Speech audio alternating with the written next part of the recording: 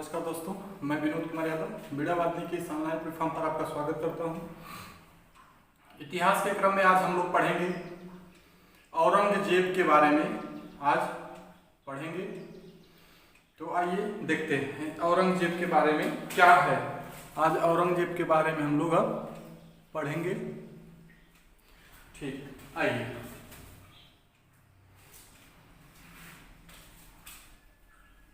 जैसा कि आपको पीछे बताया जा चुका है कि औरंगजेब के पहले कौन शासन करता था। औरंगजेब के पहले यहाँ पर शेरशाह सूरी का शासन था। किसका शासन था? शाहजहां का शासन था। कहाँ से दिमाग दूसरी जगह चला गया।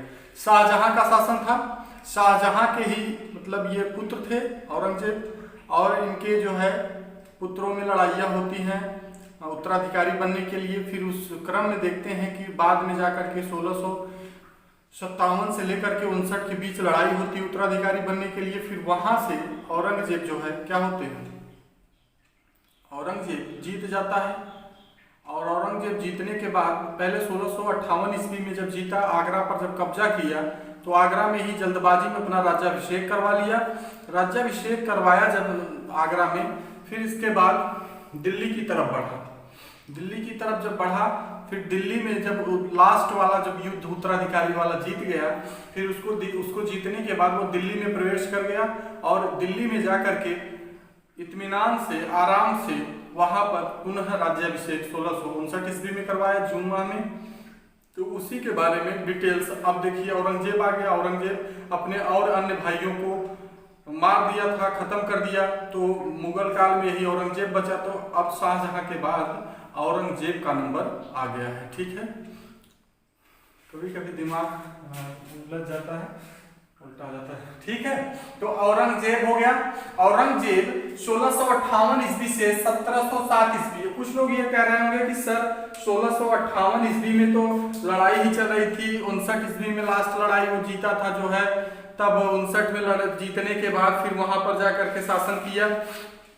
तो सही चीज है, 1659 ईस्वी में वह जो है लास्ट में लड़ाई लड़ा, और उसको देवराई का युद्ध कहते हैं। तीसरा युद्ध देवराई का युद्ध था।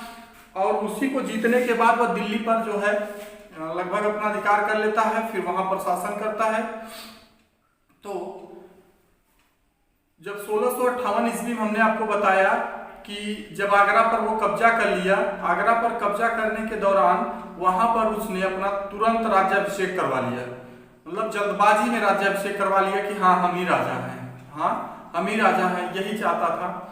तो फिर जब वह जो है देवराई का युद्ध जीतता है 1659 ईस्वी में, फिर वहां दिल्ली में जाकर के पुनः दिल्ली पर अपना राज्याभिषेक करवाता है। अब उसी के बारे में डिटेल्स देखते हैं। आइए देखिए, औरंगजेब उत्तराधिकारी युद्ध 1657 ईस्वी से 1659 ईस्वी में सफलता पाने के बाद पहली बार जल्दबाजी में आगरा में राज्याभिषेक करवाया।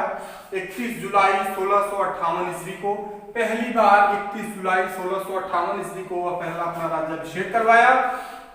अगला है देवराई में जीत हासिल करने के बाद 1659 ईस्वी में सुकून के साथ दिल्ली में 5 जून 1659 ईस्वी को राज्याभिषेक करवाया। कंफ्यूजन दूर हो गया होगा। देवराई में जीत हासिल करने के बाद 1659 ईस्वी में सुकून के साथ दिल्ली में 5 जून 1659 ईस्वी में राज्याभिषेक करवाया। अर्थात 1658 में आगरा में राज्याभिषेक करवाया, 1659 ईस्वी में कहाँ करवाया? दिल्ली में, सुकून के साथ 5 जून को। ठीक है, बचपन इसका, अधिकांश बचपन का समय इसका नूरजहां के साथ बीता था। नूरजहां के साथ इसका ज्यादा समय बीता था। कह सकते हैं कि नूरजहां इसकी क्या थी? नूरजहां इसकी क्या थी? तो नूरजहां पद में इसकी दादी लगती थी, जिसको इसी के पिता शाहजहां के द्वारा यहां से मतलब हटा दिया गया था, और पेंशन के रूप में उन्हें कुछ राशि दी जाती थी। तो ये वहीं जाकर के उनके साथ ही बचपन में रहता था, नूरजहां के साथ बिताया। औरंगजेब की शादी रबिया उद दुर्रानी से हुई थी। रबिया उद दुर्रानी से औरंगजेब की शादी हुई थी। इसी की याद में आगे आप पढ़ेंगे कि इसी की याद में यह महाराष्ट्र की तरफ जब दक्षिण भारत पर विजय करता है, अपने विजय के दौरान या विजय कर लेता है, इसके बाद वहीं पर रबिया उद दौरानी की याद में एक मकबरा बनवाता है, जिसे क्या कहा जाता है कि ताज की फूहड़ नकल कहा जाता है, अर्थात ताजमहल की फूहड़ नकल कहा जाता है। ठीक है, आगे पढ़ेंगे उसको। इसके 4 पुत्र हुए, इससे मोहम्मद मुअज्जम, शाह आलम, कामबख्श और अकबर द्वितीय। यह एक कट्टर मुस्लिम था, सुन्नी संप्रदाय से संबंधित था। इसमें नहीं लिखा गया, आप लिख लीजिएगा, कट्टर मुस्लिम था और सुन्नी संप्रदाय से संबंधित था और अपनी धर्मांधता के लिए कुख्यात था कि यह चाहता था कि यहाँ हिंदू न रहे, केवल मुस्लिम रहे। तो यही हो गई अपनी धर्म के प्रति अंधा होना, केवल एक धर्म को लेकर के वो चलना चाहता था। ठीक है, जैसा कि अकबर ऐसा नहीं करता था, अकबर मतलब सर्वधर्म समान कहता था। ठीक है, लेकिन यह केवल मुस्लिम धर्म को मानना चाहता था। अब आगे देखिए, अब इसे औरंगजेब को जिंदा पीर कहा जाता था। उस समय जिंदा पीर, मुस्लिम समुदाय के लोग इसको कहते थे। जिंदा पीर का मतलब संत, जिंदा पीर का मतलब क्या होता है? संत।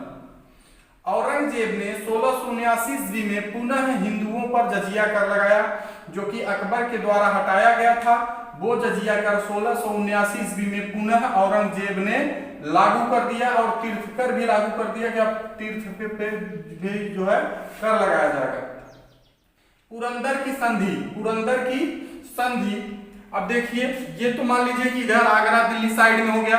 अब उधर दक्षिण भारत की तरफ पूरे जो है पूना है, उस साइड में राजा शिवाजी, मतलब शिवाजी जो थे, शिवाजी अपना जो है लूटपाट करते थे और शिवाजी का उधर बोलबाला था, ऐसे समझ लीजिए। जब शिवाजी का बोलबाला था तो यह जो है अपने दरबार से एक व्यक्ति को भेजता है, इशरत खां, क्या नाम था उसका, इशरत खां, हाँ, उसी को भेजता है। और वो जब देखता है शिवाजी के मतलब अदम्य ताकत को, तो वहां से वो लौट कर चला आता है। तो फिर उसके बाद ये जो है औरंगजेब, जो आमेर के शासक अर्थात जयपुर के शासक थे, राजा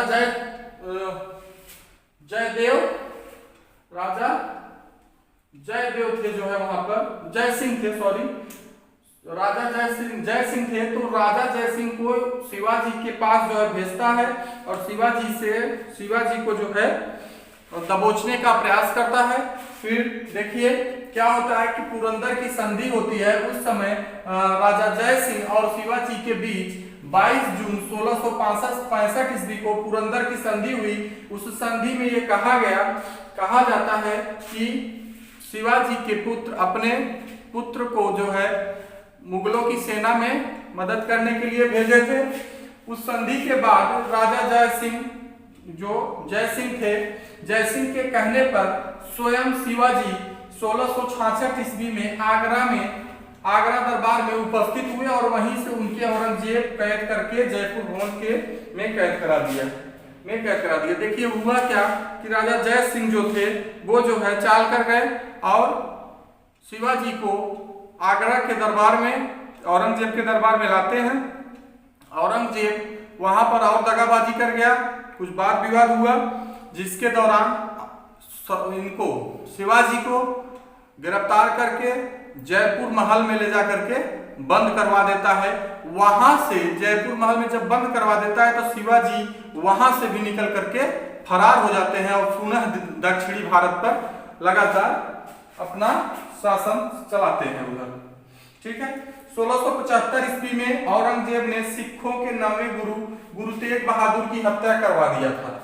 औरंगजेब ने गुरु तेग बहादुर जो थे सिखों के 9वें गुरु, उनकी हत्या 1675 ईस्वी में औरंगजेब ने सिखों के 9वें गुरु तेग बहादुर की हत्या इसलिए करवाया था कि वह इस्लाम को धारण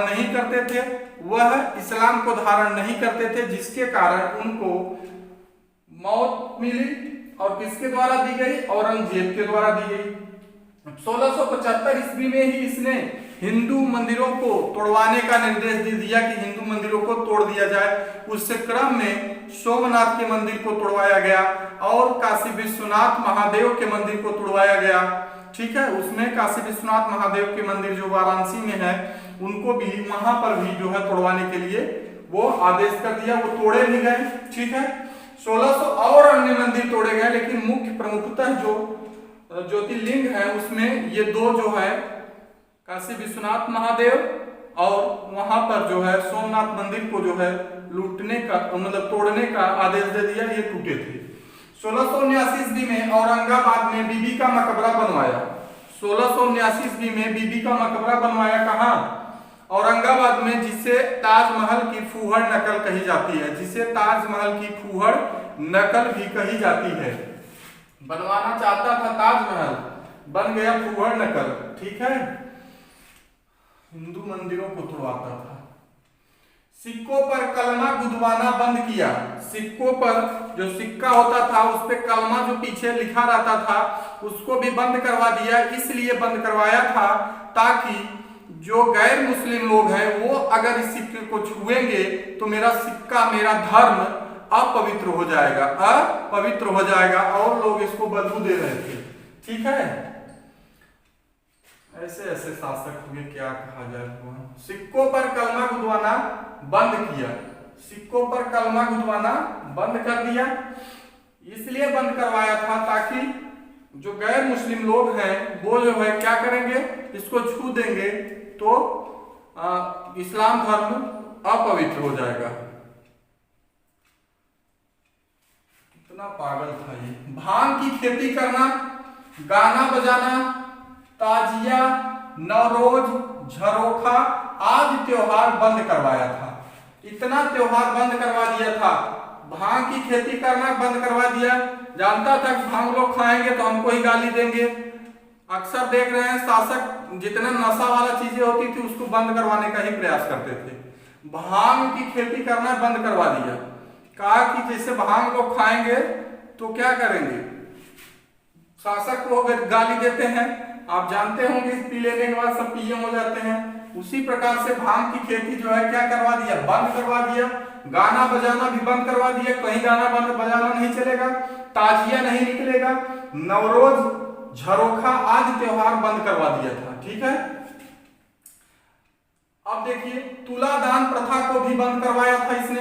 तुलादान का मतलब ये होता था कि जिस समय, जिस दिन शासक का या राजा का जन्मदिन होता है उस दिन हीरा मोती, जो सोना चांदी, जितने भी मतलब जो मूल्यवान जो जेवरात थे उनसे उनको तौला जाता था। मूल्यवान वस्तुओं से उनको तौला जाता था। एक तरफ राजा को रखा जाता था, एक तरफ वही सोना चांदी हीरा मोती सब रखा जाता था। ठीक है, तो देखिए आगे, यह एक अच्छा बीड़ा वादक था। बीड़ा वादक था, वीणा बजाता था, जो सरस्वती माँ बजाती हैं, वीणा बजाता था। लेकिन इसने एक अच्छा वीणा वादक होते हुए भी दरबार में संगीत पर पाबंदी लगा दिया कि दरबार में संगीत नहीं बजेगी। प्रमुख विद्रोह इसके थे। प्रमुख विद्रोह मथुरा में जाट विद्रोह हुआ था। गोकुल उसके जो है जाटों का जो है संचालन किए लड़ाई करवाने के लिए, जिसमें गोकुल मार दिए गए और जाट विद्रोह भी खत्म हो गया। फिर पंजाब में सतनामी विद्रोह हुआ, फिर बुंदेलखंड में बुंदेल विद्रोह हुआ। ठीक है, इसके मतलब शासन काल में 3 प्रमुख विद्रोह हुए, वो हो गया। अब देखिए एक दुर्गादास थे, ये हिंदू थे। इन्होंने इसके बेटे औरंगजेब के पुत्र अकबर द्वितीय को थोड़ा चढ़ा बढ़ा दिया। चढ़ाने बढ़ाने के बाद उनके उसके खिलाफ ही, औरंगजेब के खिलाफ ही उससे विद्रोह करवा दिए। तो ये आता है प्रश्न कि अकबर द्वितीय किसके चढ़ाने बढ़ाने से या बहलाने फुसलाने से वह अपने पिता औरंगजेब के विरुद्ध ही विद्रोह कर दिया था, तो वो थे दुर्गादास। ठीक है, भारत को औरंगजेब दारुल हर्ब, काफिरों का देश कहता था। अर्थात ये कहता था, ये चाहता था कि दारुल इस्लाम बने। दारुल इस्लाम अर्थात इस्लामों का देश, दारुल इस्लाम अर्थात इस्लामों का देश। लेकिन यह कहता क्या था कि दारुल हर्ब है, मतलब काफिरों का देश है, यहाँ और जात मतलब लोग रहते हैं, ये कहना चाहता था, सबको ये इस्लाम धारण कराना चाहता था मनमानी। ठीक है, आगे तब इसकी मृत्यु हो जाती है। औरंगजेब की मृत्यु 20 मई 1707 ईस्वी को हो गई। खत्म बाजार। औरंगजेब को खुलदाबाद वर्तमान में रोजा में दफनाया गया। अपनी प्रजा के चरित्र हेतु मुनसिबों को नियुक्त करता था। अपने प्रजा की चरित्र की निगरानी करने के लिए कि मेरे प्रजा कैसी चल रही है उसकी निगरानी करने के लिए यह जो है मुनसिबों को नियुक्त करता था। रबिया उद दुर्रानी की याद में बीबी का मकबरा बनवाया था। रबिया उद दुर्रानी की याद में बीबी का मकबरा बनवाया था। तो उम्मीद करता हूं आज का भी वीडियो अच्छा लगा होगा। यदि आज का वीडियो अच्छा लगा है तो लाइक जरूर करिएगा और शेयर भी करिए। जो भी नए स्टूडेंट हैं वो चैनल को सब्सक्राइब कर लें ताकि हमारी लेटेस्ट वीडियो आप तक पहुंच सके।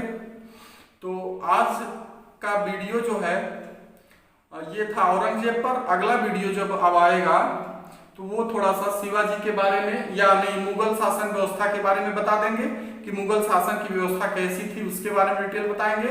फिर जो है शिवाजी के बारे में। अब यहीं से जो है मुगल काल लगभग खत्म हो गया। अब आगे आधुनिक भारत स्टार्ट किया जाएगा। उसमें भी अभी कुछ शासक हैं इसके, तो वो उसमें ही इंक्लूड कर दिए जाएंगे और उसको 2 दिन के अंदर पढ़ा करके फिनिश कर देंगे। तो आज के लिए बस इतना ही। अपना ख्याल रखें। बहुत बहुत धन्यवाद।